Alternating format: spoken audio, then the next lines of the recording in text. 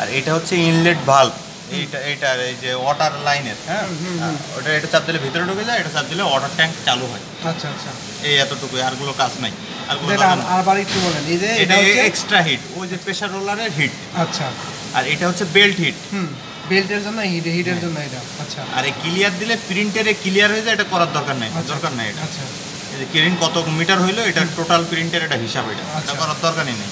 এটা inlet valve আর error valve, এই চারটেরই কাজ। যদি আপনার দেখা যাচ্ছে বেল্টের হিট হচ্ছে না, কম হয়ে যাচ্ছে, কোনো কারণে কাপড় উঠে যাচ্ছে, তো সেক্ষেত্রে আপনি এই প্রেসার রোলারের এক্সট্রা হিটটা ইউজ করতে পারবেন। আচ্ছা, এটার কন্ট্রোল পিছনে আছে, কিন্তু ওটা কন্ট্রোলে যা দেওয়া আছে ওটা দিয়ে চলবে, 60-70 হইলে চলে। আচ্ছা ঠিক আছে। আর ইয়াটা দেখেন, প্রিন্টের যে বিষয়টা, রিপ করাটা একটু দেখে দেবে, রিপ করাটা একটু দেখেন। রিপ করা লাগবে না, জাস্ট আপনি দেখান তাইলে। মানে হচ্ছে রিপের তো এই যে অপশনটা, হ্যাঁ এটা সিলেক্ট করে এন্ড এটা ডিফল্ট দিয়ে ওকে করে। ডিফল্টে যাওয়া লাগে নাকি এটার মধ্যে দেখতে হবে? না না না, এটাতে ডিফল্টে ও দিয়ে শুধু জাস্ট ওকে, ডিফল্টে থাকে এটা ওকে।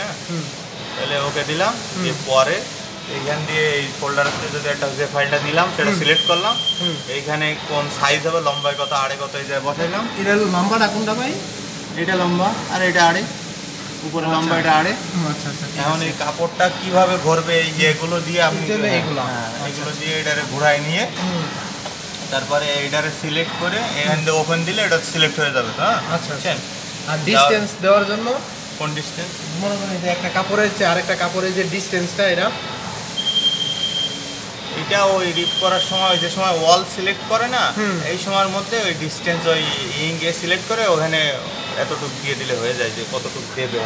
আচ্ছা, কাপড়ে তো দেওয়া লাগে না, কাপড়ে তো দেয় না। আচ্ছা, এরপর বাকিটা বলে। এরপরে বাকিটা হচ্ছে গিয়ে এনে তো আপনার 2 পাস 3 পাস একটা কন্টিনিউ দেওয়াই আছে। এটা যদি চেঞ্জ করা লাগে সেই ক্ষেত্রে এই জায়গার মধ্যে যাইতে হবে, এছাড়া তো আর এখানে যাওয়ার দরকার নাই। আচ্ছা ঠিক আছে।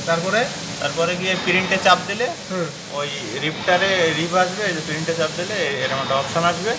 এখানে গিয়ে জাস্ট নামটা যদি চেঞ্জ করা লাগে একটু চেঞ্জ করে, আচ্ছা প্রিন্টিং এ চাপ দিলে এই যে ফাইলটা এখানে সিলেক্ট করে প্রিন্টে চাপ দিলে রিপ হয়ে যাবে। ওকে, রিপ হইলো। তারপরে আমি যখন চালাইতে যাব, চালানোর সময় কি করা লাগবে? মনে করে যে আমি মানে পিস চালাবো, পিস চালাইতে গেলে কি এই সফটওয়্যারে ঢুকতে হবে? না, রিপ হইলে প্রিন্ট সফটওয়্যারে যাবেন, এখানে ওকে করবেন, পরে ফাইলটা এখানে রিপ করা ফাইলটা এখানে থাকবে, দেখাইবো এই জায়গার মধ্যে। হ্যাঁ, যেটা দিয়ে রিপ করছেন ওটা এখান থেকে ওপেন করলে ওটা ওখানে চলে যাবে।